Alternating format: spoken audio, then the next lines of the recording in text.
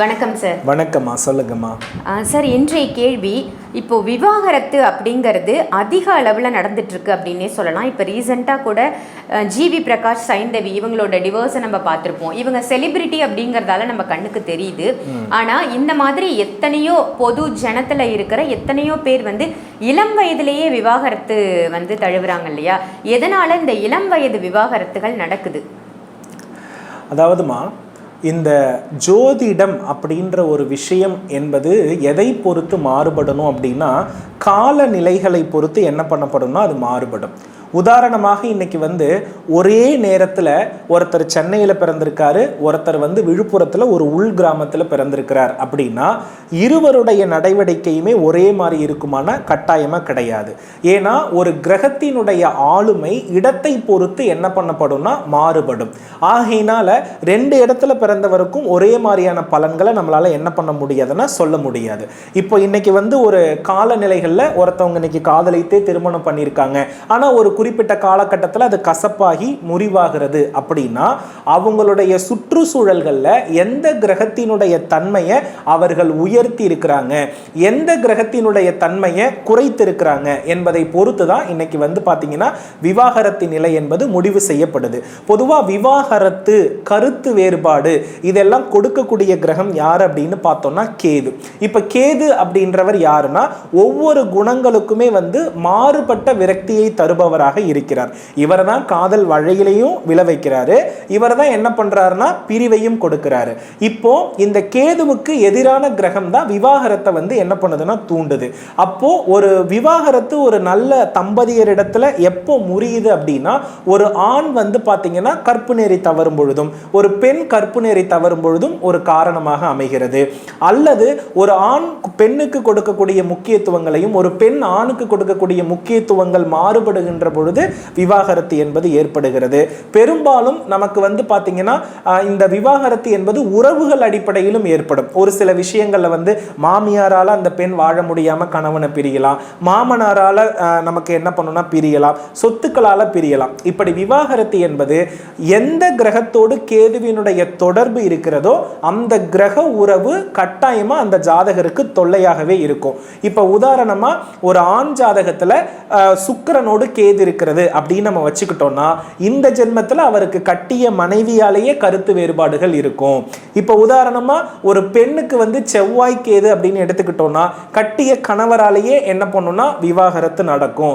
அப்போ மாமனார் மாமியாரால நடக்கணும்னா இப்ப செவ்வாயோடு சூரியன் தொடர்பாகி பின் கேது தொடர்பாச்சுன்னா கண்டிப்பா கணவனை அடைந்து வாழ்வதற்கு மாமனார் ஒரு காரணமா விடமாட்டார் அப்படின்னு கூட நம்ம சொல்லலாம். இப்படி விவாகரத்துல எல்லா கிரகத்தினுடைய உறவுகளாலும் எல்லா கிரகத்தினுடைய தவறுகளாலும் விவாகரத்து நடக்கிறதுன்றது இயல்பான ஒரு விஷயம். அப்ப விவாகரத்து நடக்காம இருக்கணும்னா பொதுவா நம்ம என்ன செய்யணும்னா, நம்மளுடைய ஜனன ஜாதகத்துல எந்த கிரகத்தோடு கேதுவினுடைய பார்வை அதிகம் இருக்கிறதோ அந்த கிரக உறவை நாம எப்போதுமே சந்தோஷப்படுத்தணும், அல்லது அந்த கிரக உறவிடம் இருந்து நம்ம என்ன பண்ணணும்னா விலகி இருக்கணும்.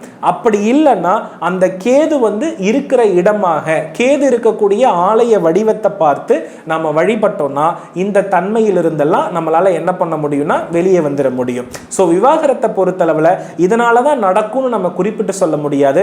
விவாகரத்து எந்த கிரகத்தாலும் நடக்கலாம், எந்த கிரக உறவாலும் நடக்கலாம். ஆனா அதற்கு காரணம் ஒருத்தர் தான், கேது மட்டும்தான். அவருடைய தொடர்பை ஜனன ஜாதகத்தினுடைய பலனை வைத்து நம்மளால என்ன பண்ண முடியும்னா முடிவு செய்து விட முடியும்.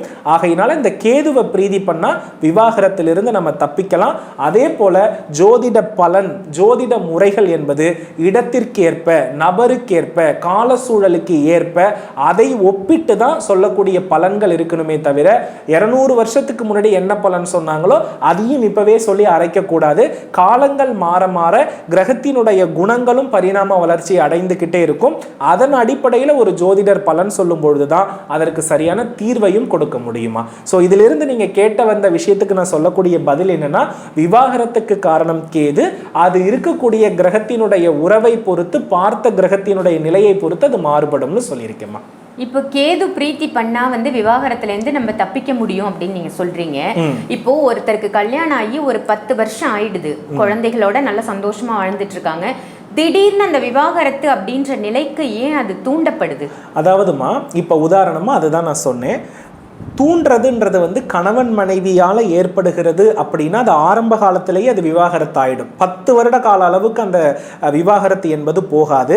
10 வருடம் 15 வருடம் கடந்து ஒரு விவாகரத்து நடக்குதுன்னா அதற்கு கண்டிப்பாக அவர்கள் காரணமாக இருக்க மாட்டார்கள். யாரு? கணவன் மனைவி காரணமாக இருக்க மாட்டார்கள்.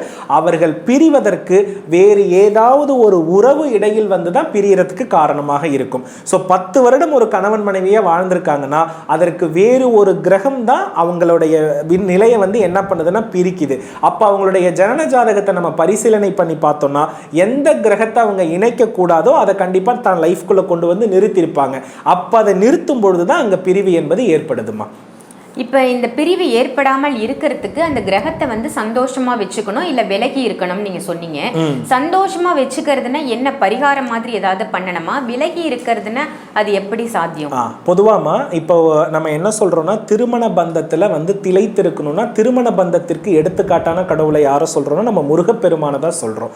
அப்போ காதல் இருக்கணும், வாழ்க்கையில வளர்ச்சி இருக்கணும்னா முருகப்பெருமான் மனைவிகள்லேயே காதலுக்குரியவள் யார் அப்படின்னா காதல் காமத்திற்குரியவள் வள்ளி.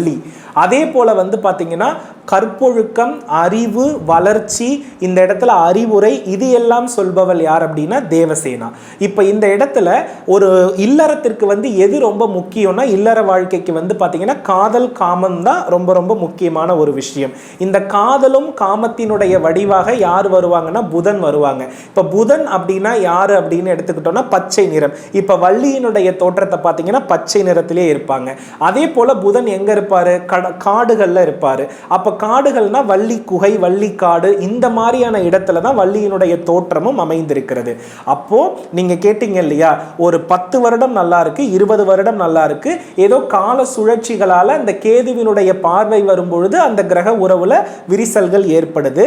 இதை வந்து சரி பண்ணி கணவனும் மனைவியும் நெருக்கிறதுக்கு ஒரு கோவில் உண்டு அப்படின்னா அது குடவரை கோவில் தான். ஏன்னா கேதுவை நம்ம நீச்சப்படுத்துறதுக்கு ஒரு ஆலயம் இருக்குன்னா அது குடவரை ஆலயம். குடவரை ஆலயம்னா ஒன்றும் கிடையாது, குன்றுகள் இருக்கு இல்லையா, குன்றுகளையே குடைந்து அதில் வந்து என்ன பண்ணுவாங்கன்னா இறைவனை வந்து நிலை நிறுத்தியிருப்பாங்க. இப்போ உதாரணமாக திருப்பரங்குன்றம். அதே போல் வந்து முக்கியமாக வந்து இந்த விவாகரத்திற்கு முக்கியமான திருத்தலம்னு நான் எதை சொல்ல வரேன்னா வேலூருக்கு அருகாமையில் இருக்கக்கூடிய வள்ளிமலை. இங்கே வந்து வள்ளியை வந்து முருகப்பெருமான் கரம் பிடித்ததாக சொல்லப்படுகிறது. இந்த ஆலயம் என்பது ஒரு குடவரை ஆலயம். இந்த ஆலயத்திற்கு யார் வந்து கணவன் மனைவி தம்பதி சமேதர்களாக செல்கிறார்களோ அவர்களுக்கு அந்யூன்யம் ஏற்படும். இங்க விவாகரத்து ஆனவங்க மட்டும்தான் போகணும்னு கிடையாது. கணவன் மனைவி அந்யூன்யம் பெருகிறதுக்கே இந்த ஆலயத்திற்கு வெள்ளிக்கிழமையில, கிருத்திகை நட்சத்திரத்துல, விசாக நட்சத்திரத்துல போயிட்டு நம்ம வழிபடும் பொழுது, அங்க இருக்கக்கூடிய வள்ளியை வழிபடும் பொழுது ஒரு கணவன் மனைவியினுடைய அந்யூன்யம் என்பது பெருகுவதற்கான வாய்ப்புகள் வந்து அதிகமாக இருக்கிறது. இப்போ உதாரணமாக விவாகரத்து என்ற ஒரு நிலையில நிறைய பேருக்கு வழக்குகள் நடக்கலாம். ஒரு பெண் விருப்பம் இல்லாமல் கணவனை பிரியலாம், அல்லது ஒரு ஆண் வந்து பாத்தீங்கன்னா விருப்பம் இல்லாமல் மனைவியை பிரிந்திருக்கலாம். ஆனா சேரணும்னு கடவுளை வணங்குவாங்க, ஆனா அதற்கான வாய்ப்பு குறைஞ்சிருக்கும். இப்படிப்பட்ட தன்மையில் இருப்பவர்கள் இந்த வள்ளி மலையில நான் சொன்ன இந்த 3 அடிப்படையில நீங்க போய் வழிபாடு செஞ்சா நிச்சயமா கணவன் மனைவிக்குள்ள அந்யோன்யம் பெருகும். அப்போ குடவரை கோவில் அப்படின்னாலே கட்டாயமா கணவன் மனைவியினுடைய அந்யோன்யத்தை பெருக்கி வைப்பதுதான். அதுல நான் கண்டு வியந்த திருத்தலம் இந்த வள்ளிமலை. அதே போல விவாகரத்தான நிலையிலிருந்து வழக்கு சென்று கொண்டிருப்பவர்கள் கட்டாயமாக இந்த வள்ளிமலை ஆலயத்திற்கு செல்லும் பொழுது மனமாற்றங்கள் ஏற்பட்டு இணைவதற்கான வாய்ப்பையும் இந்த திருத்தலம் அதிகம் வழங்கும். ஆகையினால இந்த திருத்தலத்தை வணங்கினால் கட்டாயமாக கேதுவினுடைய குணத்திலிருந்து முழுவதுமாக உங்களுடைய குடும்பம் விடுபட்டு நல்ல அந்யூன்யத்துவமான வாழ்க்கையை வாழ்வதற்கான வாய்ப்பை இந்த ஆலயம் நிச்சயமா வழங்குமா.